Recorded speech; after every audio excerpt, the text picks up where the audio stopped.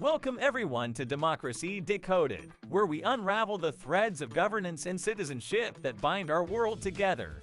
I'm your host, Giovanni, and today we're diving into a topic that's both ancient and urgently contemporary. What does democracy really mean? It's a question that's as relevant on the bustling streets of Europe's biggest cities as it is in the quiet corners of every small village. And joining us to explore this vast subject is a very special guest from Cyprus. Eleni, welcome to the show. Thank you, Giovanni. It is a pleasure to be here with you and all the listeners today. I am excited to discuss democracy, a foundational aspect of our societies that continues to evolve and challenge us. I look forward to exploring its principles, types, and value in our lives today. Let's get started. To begin, let's define democracy so that our audience can understand the topic. Democracy is a form of government where power is held by the people. As Abraham Lincoln famously stated, it is government of the people, by the people, and for the people. Throughout history, this concept has taken many forms. Looking back to ancient Athens, we can see one of the earliest examples of direct democracy, where citizens had the power to participate in decision-making processes. However, it's important to note that at that time, the term citizens referred only to a limited group, excluding women, slaves, and non-landowners.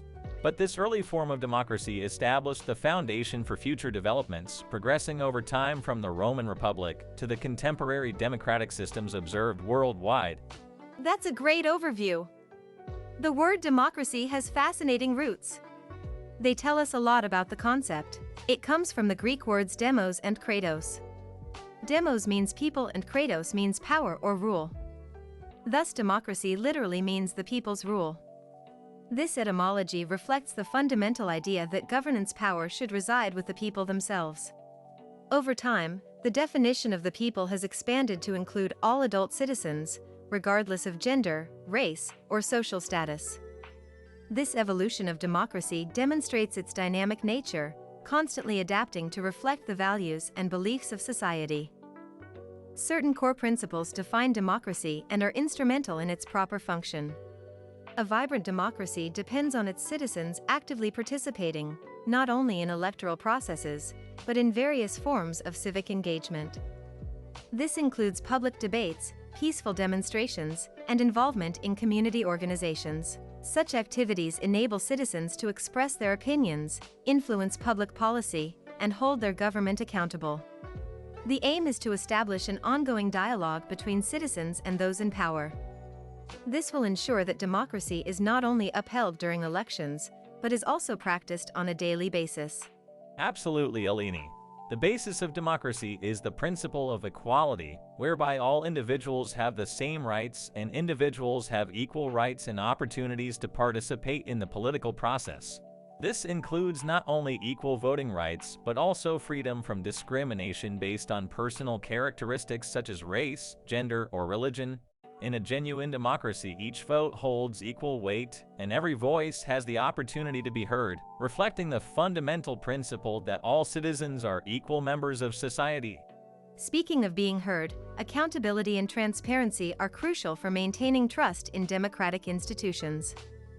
Elected officials are servants of the public and must be held accountable for their actions and decisions. Transparency in government dealings ensures that citizens can make informed decisions and call out any misconduct or corruption. Without these principles, democracy loses its integrity, and the bridge between the government and the people starts to crumble.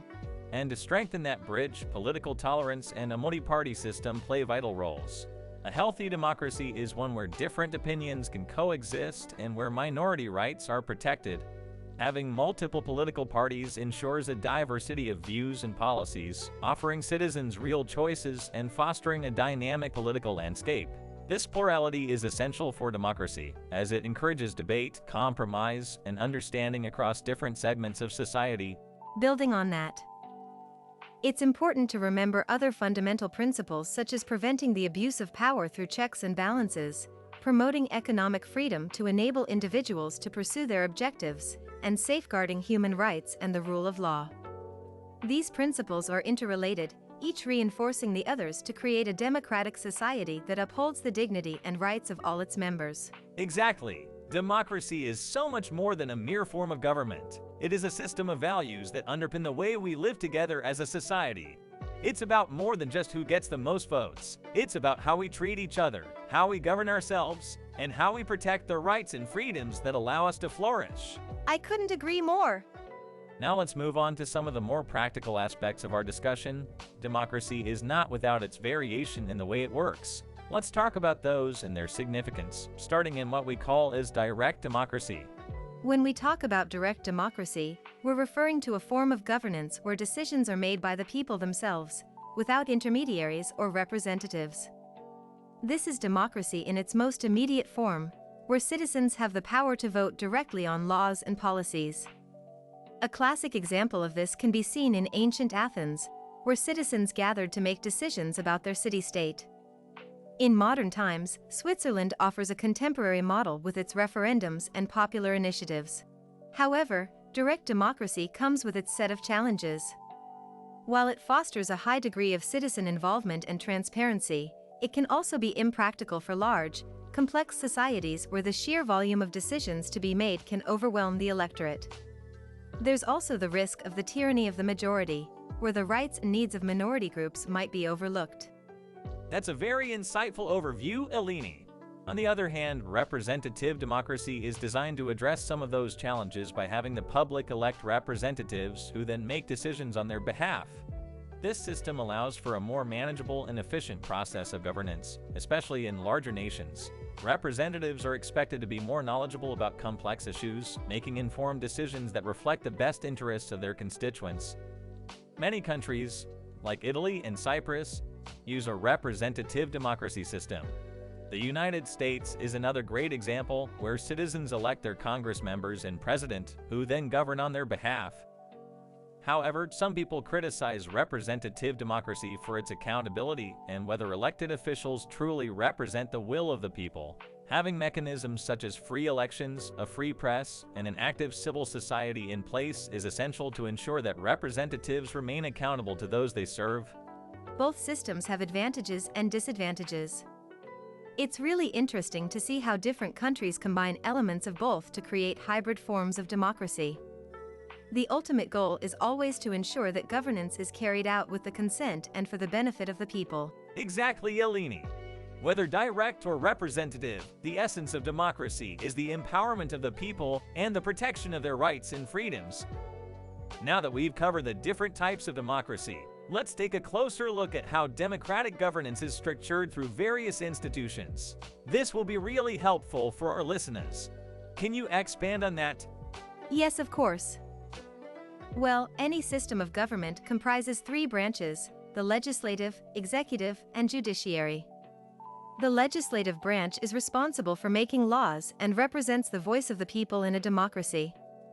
Our elected representatives gather in the parliament to debate and decide on legislation that shapes our country.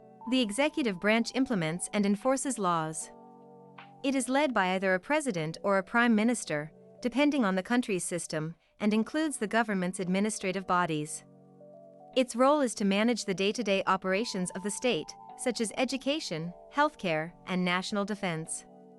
Finally, the judiciary is responsible for interpreting laws and safeguarding the Constitution. It ensures that all laws and government actions adhere to the country's supreme legal document. This branch plays a crucial role in protecting individuals' rights and maintaining a balance of power among the government's branches, ensuring that democracy functions smoothly and fairly. Indeed, institutions outside of the government structure are crucial to maintaining a healthy and vibrant democracy. A free press acts as a watchdog, scrutinizing government actions and informing the public, which enables informed discourse and participation in the democratic process. Civil society organizations, nonprofits, advocacy groups, and community organizations play a crucial role in connecting the public with the government. They work hard to promote various issues, engage citizens, and ensure that the government is held accountable for its actions. Electoral commissions play a key role in upholding the democratic process by ensuring that elections are free, fair, and transparent. They oversee all aspects of the electoral process, from voter registration to vote counting, serving as the referees of the election process and, consequently, the manifestation of the people's choice. These institutions, both governmental and supportive, form the backbone of a democracy. Precisely. A society is considered truly democratic when the three branches of government are equal in power but separate to maintain balance and prevent abuses. It's important that no individual involved in one branch holds power over the others. When one person controls multiple branches of power, it can lead to dictatorships or other totalitarian regimes. Before we wrap up our discussion, I'd like to talk about the importance of democracy. Why do we place such emphasis on it and invest so much in educating people about it? Why is it so important, and why should anyone care? Great question. Today's podcast is all about the benefits of a democratic system of governance.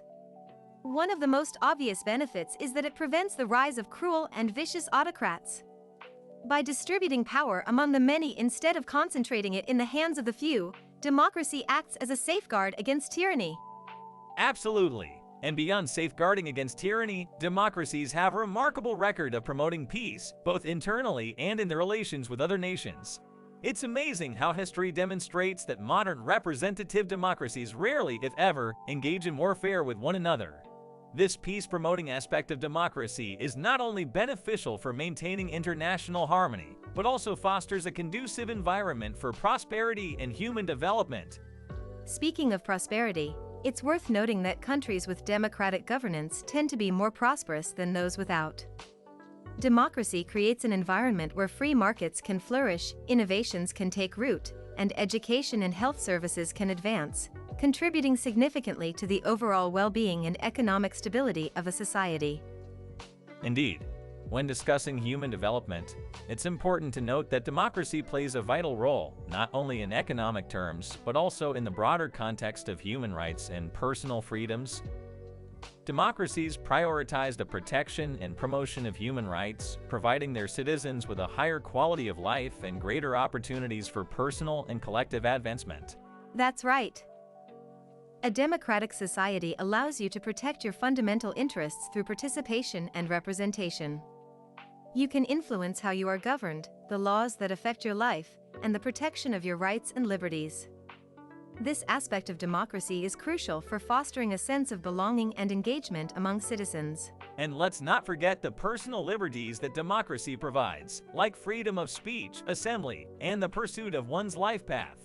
These freedoms aren't just abstract concepts, they're the fabric of daily life in a democracy, allowing individuals to express themselves, gather, and contribute to their communities and nation's socio-political discourse. Absolutely, Giovanni. Democracy's value also lies in its ability to adapt and evolve, reflecting the will and needs of its people. It's a system that empowers individuals to take moral responsibility for their choices and the direction of their government, promoting a high level of political equality and participation. In summary, we can conclude that democracy promotes peace, prosperity, and human development. It's not just a political structure, but it embodies the aspirations of individuals and communities for a fair, just, and equitable society. Wonderfully put. As we conclude our discussion, I want to thank you, Eleni, for such an enlightening conversation. Our deepest gratitude goes to our listeners who have joined us on this journey of exploration. I hope this discussion inspires you to reflect on your role within democracy, recognizing that each of us has a part to play in nurturing and protecting the democratic values we cherish. Thank you so much for listening. Democracy is absolutely crucial for our societies, and I'm so glad you're interested in staying engaged and informed. Remember, democracy thrives on the active involvement of its citizens, so let's all do our part to contribute to the health and vitality of our democratic systems. And that's a wrap for today's episode on Democracy Decoded.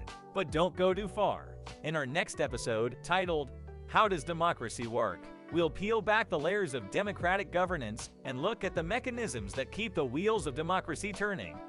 It promises to be another engaging discussion that you won't want to miss. Goodbye for now.